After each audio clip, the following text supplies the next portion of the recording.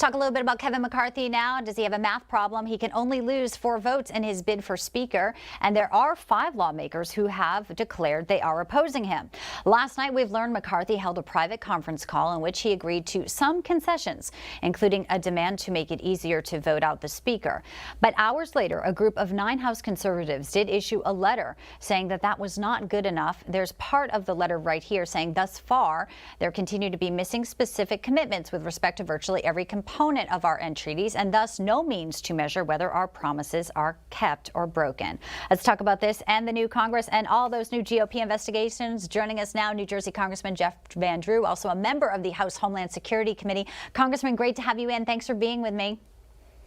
It's great to be with you. Happy New Year. Happy New Year. Okay, so, we have a new Congress. We have a House-controlled GOP, yet we are still talking about McCarthy and these vote for speakers.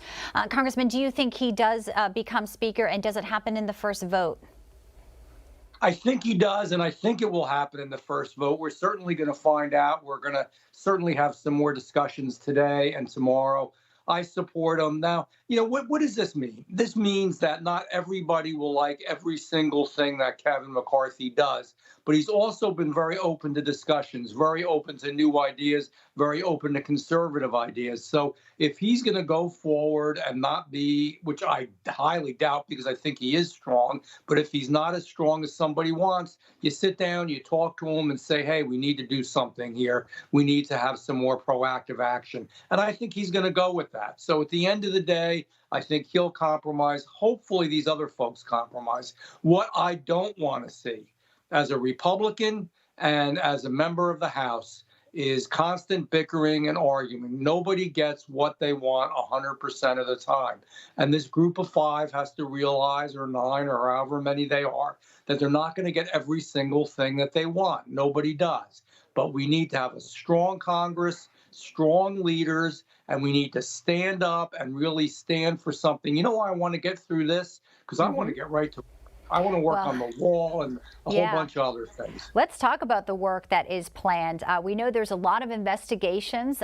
We actually had the report earlier. The White House says that James Comer and Jim Jordan need to reissue their oversight requests. So lawyers are saying you have to start again, once you are officially, House GOP majority tomorrow. Of course, we're not surprised lawyers would do that. Congressman, Republicans say they're undeterred and that accountability is coming. I'd like to ask you, particularly about the border, how you think they should prioritize some of these investigations. I mean, we know the border is being invaded. It's even now mainstream news admitting it as well. But there's so many other things that the GOP is also eyeing. Hunter Biden's laptop, big tech censorship. I guess, where do they start, or what would you like to see sort of coming out of the gate tomorrow? There's so many things, you're right. But what really, let's talk about the things that are really profoundly affecting us immediately. Inflation. The border, for sure. So on the border, we've got to make sure we've got to get the wall going. We've got to build the wall, bricks and mortar. We've also need a technological wall where we can really stop people from coming across. We need to reinstitute the stay in Mexico policy. We need to reinstitute the rapid expedition, expediting people right back to Mexico or wherever they came from. We need to institute conversations with Mexico and other countries to stop this. We need to stop the flow of fentanyl. We need to make sure that we're not having people that are on the terror watch list flown around the country. We need to stop giving these folks welfare and subsidies and legal aid and housing and everything else. We've got to stop it all. That's really important to start with. Now, all these investigations are important, too. Certainly the Hunter Biden laptop. We've got to look into that. I look forward to working with Jim Jordan, my friend, and also a very able and smart guy. And so is Comer, but particularly with Jim Jordan, I want to work with him on these issues. We're going to stand tough. We're going to stand tall. And we're really going to look into things and find out the truth. And the truth will set you free. And the truth is going to be shocking. Yeah, I mean, what we've learned already without investigations, especially when it comes to censorship, is shocking. We have a picture up here of the Florida Keys.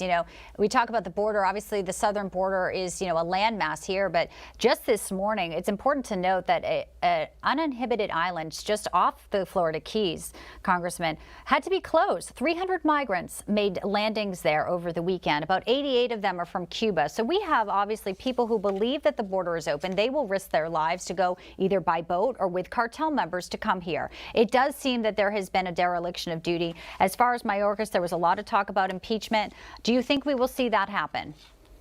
I support it. I'm on the Homeland Security Committee. I've asked him questions over and over again. He has lied over and over again, and I hate to say that about anybody. He's not a truthful man. He's not an able man. He doesn't do a good job. He should be gone. And impeachment is certainly a method of doing that. I'd be proud to support that because, frankly, he has just done an awful, horrible job. They all have. I've said this before. They are doing such a bad job and hurting this country so much. It's hard to believe it's happening only by accident or only by stupidity. I don't know how anybody could be that stupid. So it's really disturbing, and there's something very, very wrong. And we've got to dig in, and we've got to dig in hard, and we've got to work hard. Real quickly, I just want to get your reaction to, the Southwest Airlines fiasco. I know you had some take on this because, the airline got billions of funding since 2020, and yet we had that complete meltdown because of an IT issue. You would think with all the federal money it got that there should be, some maybe upgrades to its infrastructure. What do you think should happen to Southwest? No, you know what I think? I think people are tired of this. Working people are breaking their back to pay taxes. We then take that tax money, give over $7.2 billion to Southwest. They still fire people who work there, so people lose their jobs. They're not ready for the holidays. Pete Buttigieg, who's our Department of Transportation, is awful, and he was away a good part of the time last year, from remote locations saying everything was going to be fine. He didn't tell the truth. He didn't stay on top of it. And our president's eating ice cream cones in the Caribbean. He's finally coming back. I mean, he's good at taking vacations, which sometimes I think is better because when he is here, he does even more harm. The bottom line is we're taking hardworking people's money and we're wasting it. And not only here at Southwest, but to expand that all over the world, whether it's the World Health Organization who doesn't tell us the truth, other countries where we're, literally, squaring away their borders, but more making our borders tougher. People are tired of having their tax money wasted, and I don't blame them. It's got to stop. It sure does. A lot of topics we covered there. Really appreciate you joining us today, Congressman Van Drew. Always great to see you, and we're glad you could enlighten us on some of the future GOP investigations. Thank you so much, sir. Happy New Year to you and the whole team. Thank you. Happy New Year to you as well.